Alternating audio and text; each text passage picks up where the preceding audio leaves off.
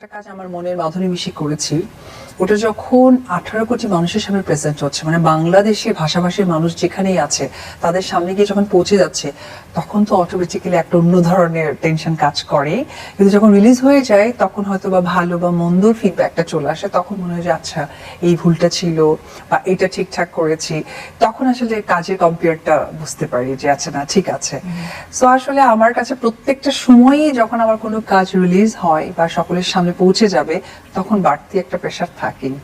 একটা কাজ করবেন কি করবেন না, অনেক সময় আমরা পরামর্শের জন্য বিভিন্ন মানুষের শরণাপন্ন হই, জিজ্ঞেস করি ভালো হয়েছে খারাপ হয়েছে, ফিডব্যাক চাই।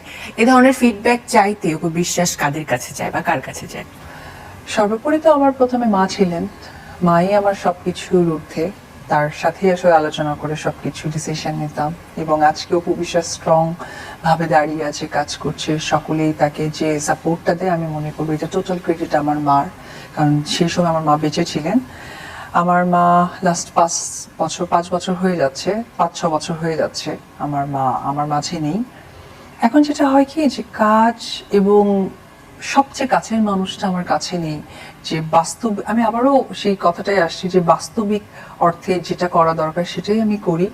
আর ভালো মন্দ আসলে ডিসিশন নেওয়ার তো মানে আমরা চিন্তা করি একটা, সৃষ্টিকর্তা প্ল্যান করে আর একভাবে, তারপরেও আমরা তো ডিসিশন নেওয়ার সেই মেধা বুদ্ধিটা সৃষ্টিকর্তা তো আমাদের দিয়েই দিয়েছেন। আসলে এইভাবেই হয়, ওরকম স্পেসিফিক কেউ নেই যে আমি কারোর কাছে আলোচনা করি, কেউ আমাকে ফিডব্যাক দেয়। আমার কাছে মনে হয় যে না ওকে ফাইন, এটা ভালো হতে পারে, দেন আমি ওটা করি। ওকে ফাইন, এটা ভালো হবে না, দেন ওটা করি না। মায়ের প্রসঙ্গে তো বললেন, মা তো সকলের জন্য একটা আস্থার নাম, যে আস্থা এখন হয়ে উঠেছেন আপনি কারোর জন্য, আমাদের জয়ের জন্য। একদম। এবং জয় আসার পর তো লাইফে যে বড় হচ্ছে বিভিন্ন ধাপে, এবং অবিশ্বাসও সেই সাথে সাথে নিজেকে আরো পরিণত করে তুলছে। তো মা হিসেবে ডিউটিটা আর ওয়ার্ক পারপাসে নিজেকে ব্যালেন্স করা কেমন চলছে? সো লাকি যে আমার বাচ্চাটা অনেক লক্ষ্মী, মাশাআল্লাহ অনেক লক্ষ্মী, এবং সে তার মাকে সে শুরু থেকে আজকে পর্যন্ত সাপোর্ট দিয়ে আসছে। কারণ ও অনেক ছোট থাকতেই তো আসলে জীবন যুদ্ধে নিজেকে তৈরি করা হয়েছে, তখনও আমি ওর কোনো ঝামেলা দেখিনি, এবং সে খুব সহজেই বুঝতে পারে। এখন তো মাশাআল্লাহ বুদ্ধি হয়েছে, বুঝতে শিখেছে, এবং সেই সাপোর্ট করে কাজের জায়গাটায় যে কি করা দরকার। মাঝখানে কয়েকদিন আগে আমি ওকে নিয়ে দেশের বাইরে ঘুরতে গিয়েছি। সো ঘুরতে গিয়ে যেমন হচ্ছে যে সে আমাকে ছবি তুলে দিয়েছে, আমি আমার সোশ্যাল মিডিয়াতে দিব যে ফটো ক্লিক কে করেছে, আমার ফটোগ্রাফার। তো সবকিছু মিলে আসলে আমার মা থাকাকালীন আমার মা আমাকে যেমনটা গড়ে তুলেছে একজন বন্ধুর মতো, বুদ্ধি দিয়ে, বিবেচনা দিয়ে, আমি আসলে আমার ওই মার চিন্তাধারাটাকে আমি নিজের মধ্যে নিয়ে আমি আমার সন্তানকে সেটাই দেওয়ার চেষ্টা করি। যদিও আমায় আমার মার মতো অতটা ভালো মা হতে পারবো কিনা জানি না, বা ট্রাই করি। আর মাশাআল্লাহ আল্লাহ প্রদত্ত বা সৃষ্টিকর্তা প্রদত্তই আমার বাচ্চা অনেক বেশি শান্তশিষ্ট, আমাকে বুঝতে পারে বা আমাকে বোঝেন। সো এটা আমার কাছে অনেক বড় একটা সাপোর্ট।